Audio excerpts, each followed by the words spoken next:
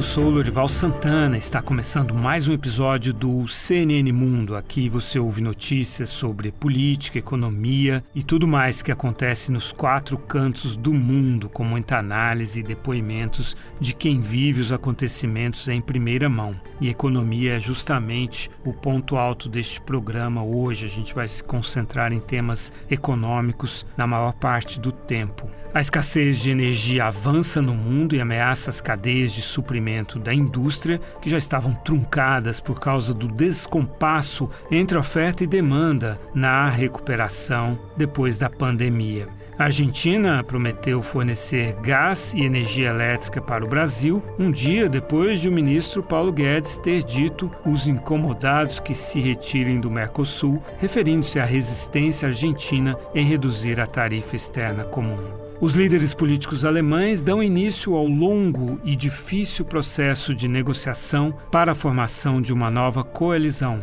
depois das eleições de domingo. Angela Merkel sai de cena com popularidade recorde e, ao mesmo tempo, com a pior derrota da história de seu partido, a CDU. Como isso foi possível? Teremos a análise do sociólogo Sérgio Costa, da Universidade Livre de Berlim, que acompanha as eleições na Alemanha desde 1998.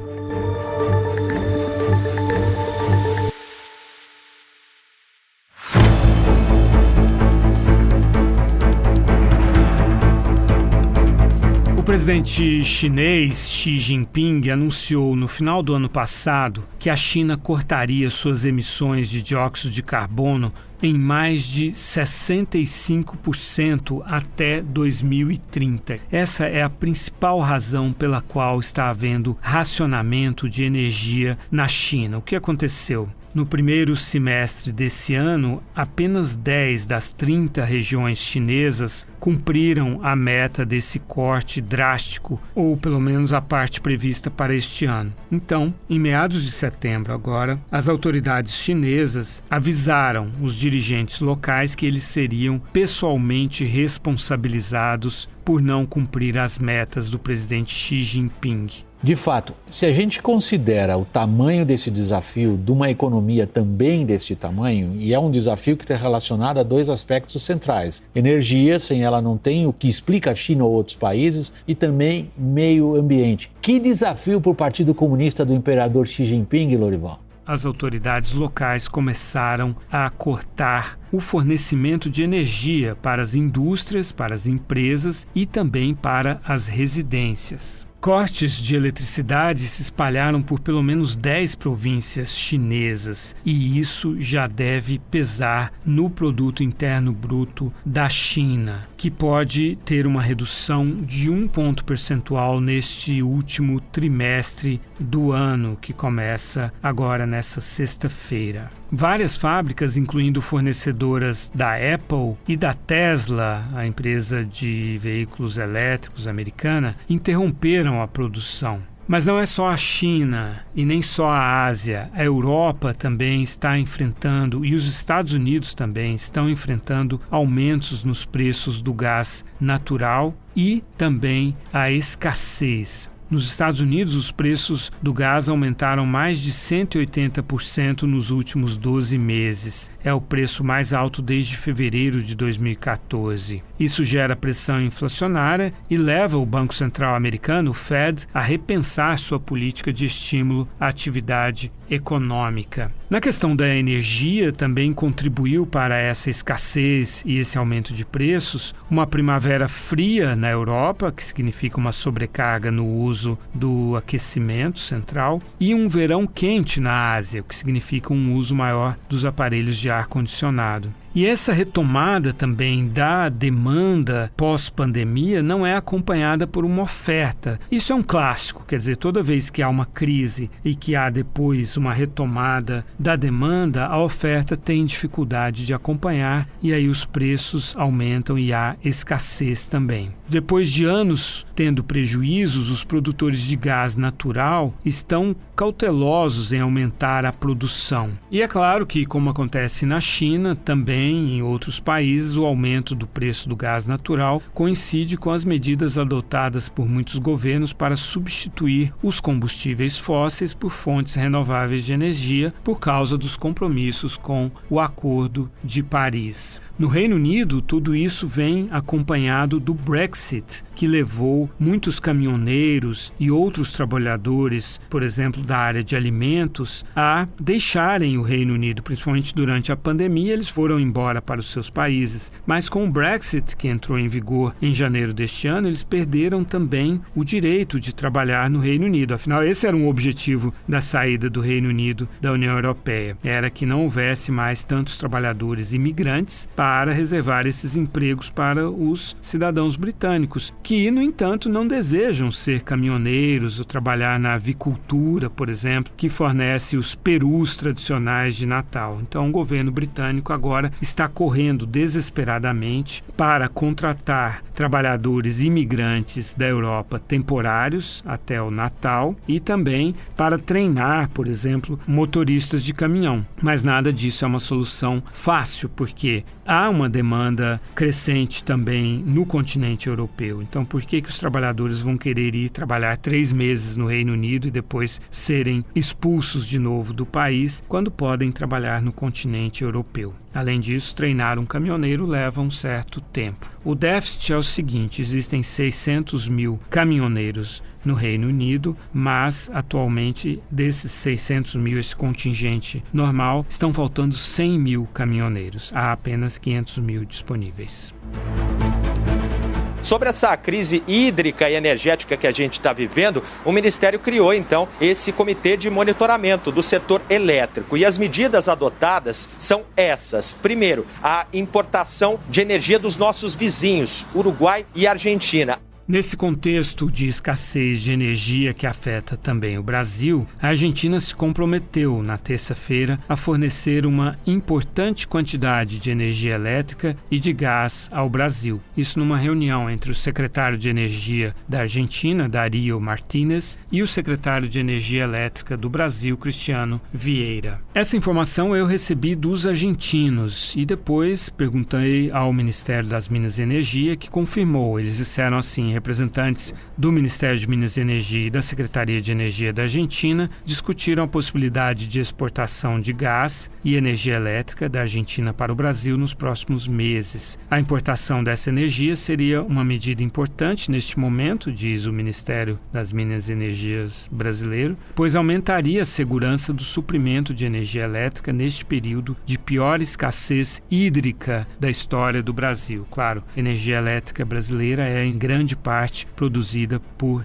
hidrelétricas e está havendo seca, falta de água para mover essas usinas. Termina a nota dizendo o seguinte: a eventual compra de energia elétrica e gás da Argentina é benéfica para os dois países e as negociações ainda não foram concluídas. De fato, o Brasil precisa de energia e a Argentina precisa de dólares para pagar sua alta dívida externa.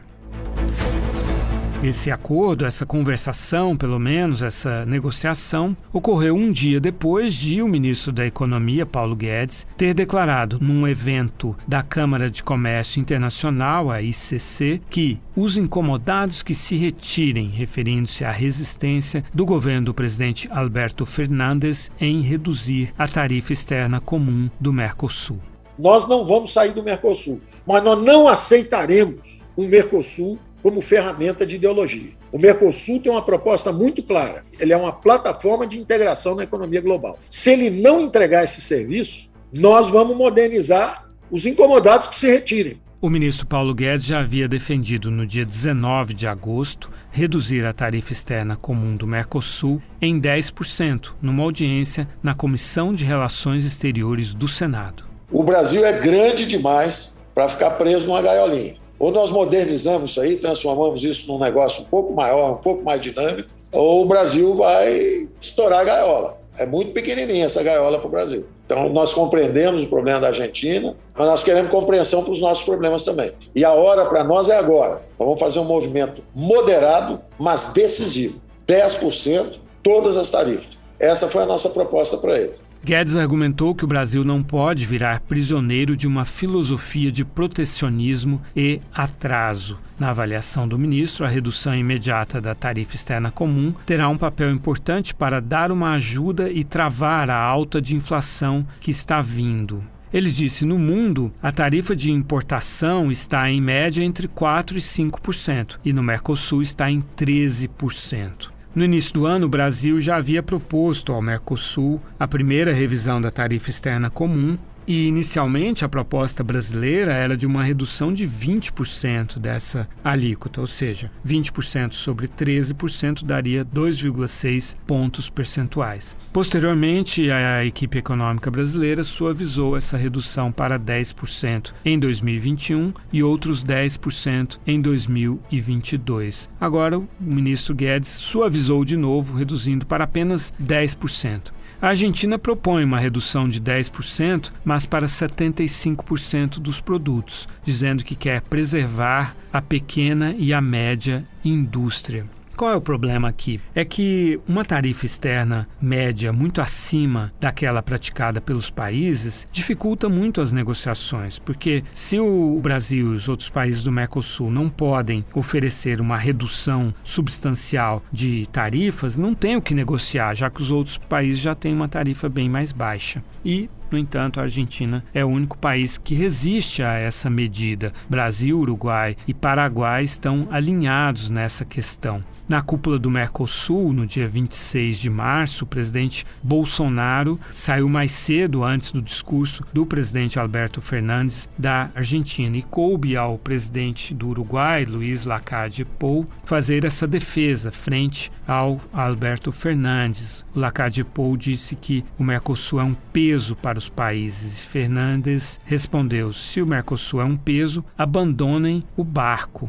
Uma fonte da chancelaria argentina me disse na segunda-feira, depois das declarações do ministro Paulo Guedes, que a Argentina, abre aspas, continuará a trabalhar de forma amigável e em prol dos setores produtivos e do emprego regional com os governos do Brasil, Uruguai e Paraguai. Ou seja, a Argentina entende que, agora sou eu que estou dizendo, né? A Argentina entende que a tarifa alta protege os setores produtivos e protege o emprego. Essa declaração dessa fonte da chancelaria continua dizendo o seguinte: o diálogo e o consenso são os instrumentos característicos do Mercosul. Para a Argentina, preservar a unidade do bloco regional é uma política de Estado. As equipes do Ministério das Relações Exteriores da Argentina e dos respectivos ministérios estão trabalhando para que o Mercosul continue sendo uma instância estratégica de integração e desenvolvimento econômico. Termina aqui, então, a citação dessa fonte da chancelaria em Buenos Aires. Ou seja, o ânimo da Casa Rosada é de arrefecimento das tensões com o Brasil.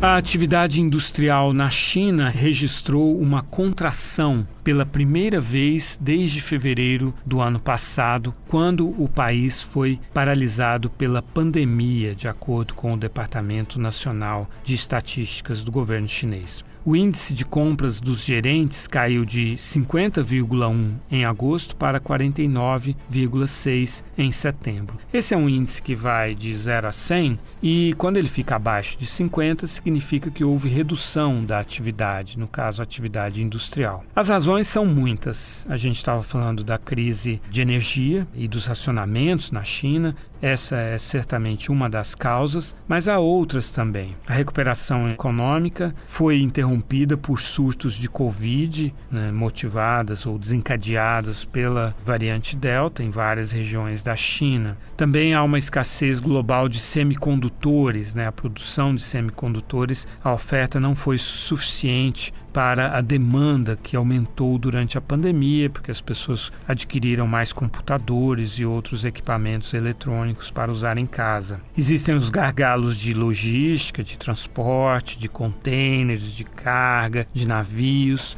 Existem as falhas nas cadeias de suprimento, né? Muitas indústrias pararam durante a pandemia e essa retomada é sempre cheia de descompassos. Também a ofensiva das autoridades reguladoras chinesas contra algumas das maiores empresas privadas da China, né? Isso envolveu todas as grandes empresas, tanto questões como proibir IPOs, né? Ofertas públicas iniciais de ações, como controles e regulações novas em relação a streaming, ao uso de plataformas digitais, enfim, uma série de medidas regulatórias adotadas na China, que também abalaram os negócios, o ambiente de negócios no país. Aumento nos preços das commodities, né, em decorrência do aumento da demanda, e a China é um grande consumidor de commodities e de insumos para a sua indústria, para a sua agricultura, também a sua pecuária. Incertezas no setor imobiliário e no sistema financeiro por causa dos problemas de fluxo de caixa e endividamento da gigantesca incorporadora Evergrande. E por último, claro, a gente já falou, o racionamento e a escassez de energia. Na Europa, indicadores de consumo de diversas consultorias registram, em contrapartida, um aumento de consumo de bens e serviços na zona do euro. Os índices vão de 1,9 a 2,3 de aumento, de acordo com diferentes consultorias. Isso representa, com a soma do que vem se acumulando de aumentos nos últimos meses, uma volta aos níveis de antes da pandemia. Os europeus, encorajados pela vacinação, estão voltando ao trabalho, estão fazendo compras, estão viajando, indo ao cinema, ao teatro, restaurantes e assim por diante. Nos Estados Unidos, o Senado aprovou nesta quinta-feira uma proposta que garante a continuidade do financiamento do governo federal, horas antes do prazo final da meia-noite de quinta-feira. A votação foi 65 a 35, o que significa que 15 senadores republicanos apoiaram essa medida que mantém, digamos assim, o nariz da máquina administrativa federal acima da água. O dia 30 de setembro é o último dia do ano fiscal americano e se essa medida não fosse aprovada, as verbas que mantêm a máquina do governo federal em funcionamento acabariam em meados de outubro agora. Quando a gente gravou este programa, no fim da tarde de quinta-feira, faltava ainda a Câmara dos Deputados aprovar e o presidente Biden sancionar. Mas os democratas têm maioria na Câmara e a medida deveria passar sem dificuldades. Os democratas estão divididos no Senado e principalmente na Câmara por causa de outra questão: os pacotes de $1 trilhão para a infraestrutura e de $3,5 trilhões para programas sociais e ambientais. E aí há uma divergência entre os próprios democratas. Existe a bancada progressista composta por 96 deputados que não gostou muito desse pacote de infraestrutura de $1 trilhão porque envolve uma melhoria na infraestrutura de estradas, além de aeroportos, internet, portos, etc. E também ferrovias. Mas no que diz respeito às estradas, representa um estímulo ao consumo, ao uso dos combustíveis fósseis, que esses progressistas, que são ambientalistas, não querem. Também esse pacote, ele não é financiado por mudanças no sistema tributário, que os progressistas querem, né? Um aumento na cobrança de impostos daqueles que têm renda familiar acima de $400 mil por ano e também das grandes empresas. Essas coisas que eu estou citando estão incluídas no outro pacote de $3 trilhões e 500 bilhões que tem uma série de programas sociais para educação, creches, saúde, treinamento, capacitação e também toda a parte ambiental, né? Toda a criação de uma infraestrutura para carros elétricos, substituição de fontes fósseis de energia por fontes renováveis de energia. E ainda por cima com o aumento dos impostos para os mais ricos e para as grandes empresas. E aí então os progressistas querem que esse pacote de $3,5 trilhões seja aprovado antes do pacote de $1 trilhão, porque o pacote de $1 trilhão para a infraestrutura convencional, ele andou mais rápido, graças a um acordo entre democratas e republicanos que o apoiam, Ele foi aprovado no Senado em agosto por 69 votos a 31, ou seja, 19 republicanos votaram a favor. Por outro lado, existem também democratas que são fiscalmente conservadores, que não gostam desse investimento de 3 trilhões e meio de dólares. Existem 2 democratas assim no Senado e 19 na Câmara, que formam uma bancada que tem um nome curioso, que é a Coalizão do Cão Azul. Desses 19, 9 estão muito resistentes a encaminhar esse projeto de 3 trilhões e meio e querem primeiro a aprovação do projeto de 1 trilhão na Câmara. Então, por causa desse descompasso dentro da própria bancada democrata, está havendo uma grande dificuldade para levar adiante esses projetos. Além disso, eu falava antes da aprovação do financiamento do governo, mas é uma aprovação paliativa que vai fazer o governo andar até dezembro apenas. O governo Biden, os democratas, queriam a aprovação também de uma elevação do teto de endividamento do governo federal. E isso os republicanos não aceitaram. Os democratas argumentam que eles fizeram isso algumas vezes já por governos republicanos. Os republicanos dizem que isso é problema dos democratas, que eles têm que resolver sozinhos, e eles têm maioria suficiente para isso. No Senado, 50 mais o voto de Minerva da vice-presidente Kamala Harris, então podem aprovar por reconciliação orçamentária, que não requer a maioria qualificada de 60 cadeiras, e na Câmara por maioria simples. Essa questão toda ela é muito estratégica para o presidente Joe Biden. Por quê? Porque esses 2 pacotes representam a soma das promessas de campanha dele. E vai ficar cada vez mais difícil negociar acordos no Congresso à medida em que se aproximam as eleições de meio de mandato do ano que vem, que vão renovar toda a Câmara e 1/3 do Senado. E depois disso, a partir de 2023, já começa a corrida presidencial. Os acordos ficam mais difíceis. Por isso, o presidente Joe Biden cancelou uma viagem a Chicago na quarta-feira. A viagem era para promover vacinação, que é um assunto bastante importante para ele, mas ele ficou em Washington para se concentrar nessas negociações com o Congresso. Até aqui, uma característica muito perigosa nos recentes governos alemães foi a dificuldade de se chegar a decisões. Como a gente sabe que a política alemã, em boa medida, é uma política baseada em consenso, e consensos são mais difíceis de serem obtidos com 3 do que, em vez, como foi até agora, 2 partidos. Nas eleições de domingo, a grande derrotada foi a União Democrata Cristã da chanceler Angela Merkel. Foi a pior eleição desde a criação dos partidos atuais depois da Segunda Guerra Mundial para a CDU. De 34% nas eleições de 2017, ela caiu para 24% dos votos. Já o Partido Social Democrata, que governava ou que governa junto com a CDU em coalizão, aumentou sua votação de 21% para quase 26% e se tornou o partido com o maior número de cadeiras no Bundestag, o parlamento alemão.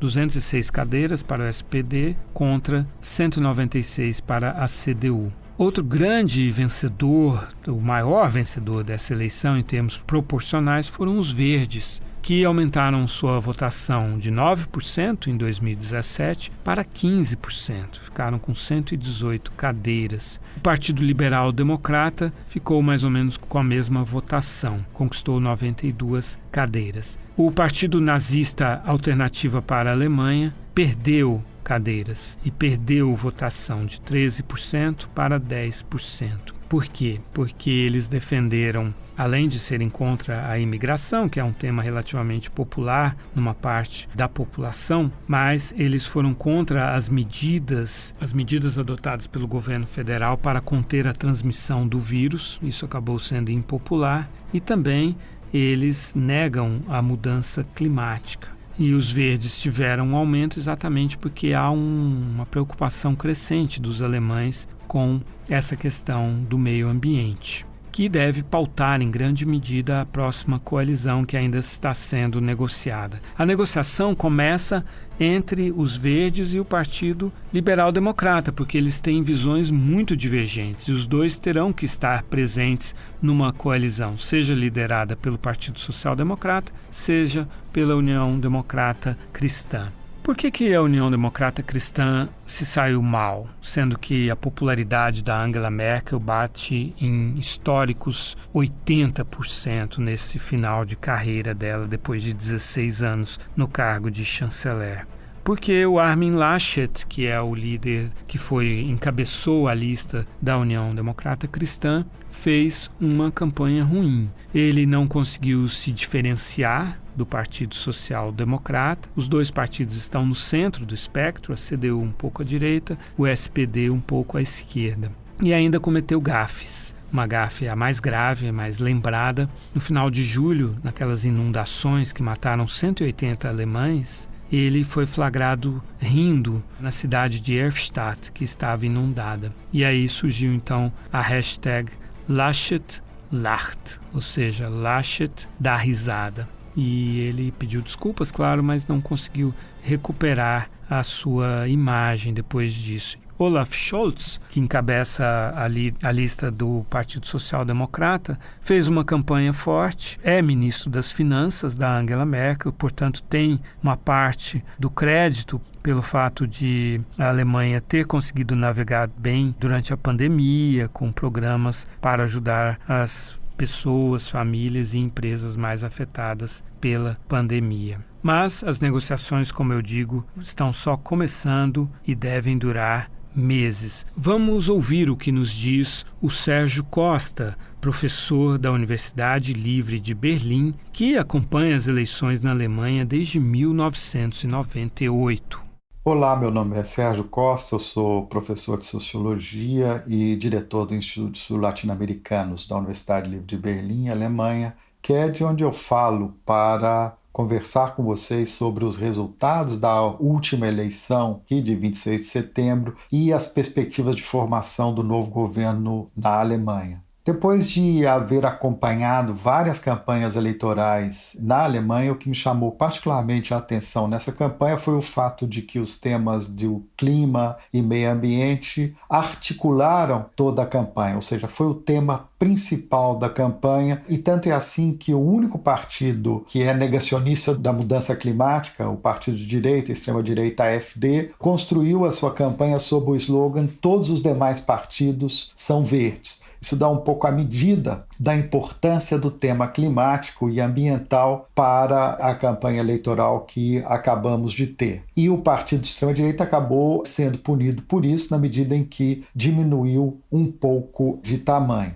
Bem, o segundo tema, mas isso não é nenhuma novidade, que também foi articulador da campanha, é o tema social, ou seja, como garantir um estado de bem-estar social capaz de, por exemplo, oferecer uma renda básica mínima, capaz de garantir o poder de compra das aposentadorias. Esse tema esteve muito presente na campanha, mas não é novidade. Em todas as campanhas que eu acompanhei até hoje, esse foi um tema central. Os resultados eleitorais permitem vislumbrar ao menos duas possibilidades políticas para a formação da coalizão governista. Ou seja, na medida em que nenhum partido tem maioria absoluta, é necessário que partidos se associem para formar a maioria no parlamento e poder governar. Então, a primeira possibilidade seria a formação de uma coalizão entre a democracia cristã, os liberais e os verdes. Ainda que matematicamente suficiente para formar a maioria, essa coalizão não me parece politicamente viável, na medida em que a democracia cristã sofreu uma derrota flagrosa nessas eleições, teve o seu pior resultado eleitoral de toda a sua história. Portanto, é pouco provável que o candidato derrotado nas eleições, Armin Laschet, possa ser o futuro chanceler. Então vejo aí limitações políticas importantes para a formação dessa aliança, ainda que ela não esteja descartada. A segunda aliança mais provável é a aliança dos que venceram efetivamente a eleição, os partidos que aumentaram de tamanho nessa eleição.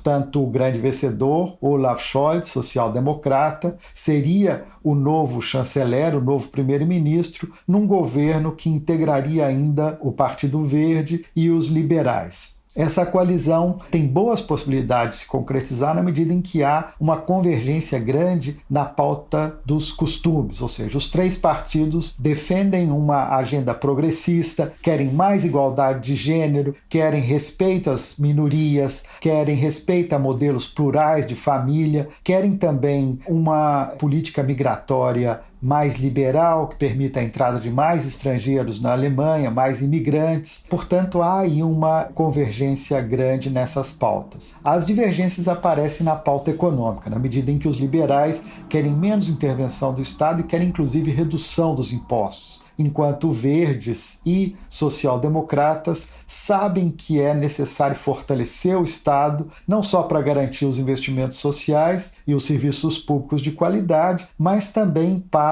fazer os investimentos necessários para a chamada transição verde, ou seja, a transição de uma economia baseada no uso de combustíveis fósseis para uma economia fundada em fontes renováveis de energia, que, portanto, uma economia que não produza emissão de gases, produz um efeito estufa e que contribuam para a mudança climática. Do ponto de vista da política externa, essa coalizão progressista, formada por social-democratas, verdes e liberais, caso se concretize, é possível que efetivamente haja mais rigor, mais cobrança nas questões de clima, nas questões de democracia, nas questões de respeito aos direitos humanos dos parceiros comerciais e parceiros internacionais da Alemanha, que houve durante os governos de Merkel. Ou seja, Merkel, os seus governos foram marcados pelo pragmatismo na arena internacional, nunca fez cobranças grandes, ou pelo menos públicas, à China pelo respeito à democracia, aos direitos humanos, fez cobranças muito moderadas com relação a países como o Brasil pela destruição ambiental. Então, portanto, esse novo governo, caso se concretize, pode ser muito mais duro nessas cobranças e isso pode ter consequências, inclusive para o Brasil, na medida em que, por exemplo, possa haver sanções comerciais a produtos que, por exemplo, contribuam para a destruição da floresta amazônica.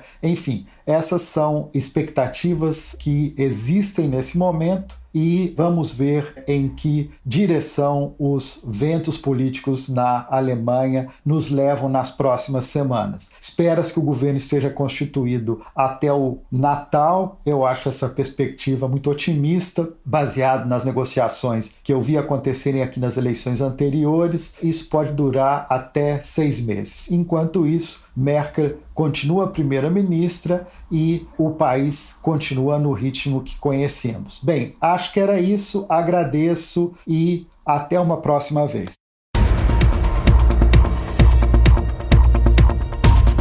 O parlamento alemão, eleito no domingo e que toma posse um mês depois da eleição, é o mais diverso da história da Alemanha. Pela primeira vez tem 2 deputadas transgênero, uma negra e uma cadeirante. Uma dessas transgênero, a Tessa Ganserer, teve que concorrer com o nome de batismo porque se recusou a se submeter aos exames médicos e aos processos burocráticos que custam milhares de dólares para as pessoas transgênero poderem mudar legalmente o seu nome, adquirir um nome social e mudar a identidade de gênero. E ela agora, como deputada, promete mudar essa lei que é de 1981. Em 2017, a Alemanha legalizou o casamento entre pessoas do mesmo sexo e a adoção por casais do mesmo sexo, de crianças. Mas os legisladores rejeitaram 2 projetos de lei propostos pelos verdes e pelos liberal-democratas, que agora negociam entre si a formação da coalizão, que simplificariam a autoidentificação de pessoas trans. Ou seja, os verdes e os liberal-democratas, eles discordam muito nas questões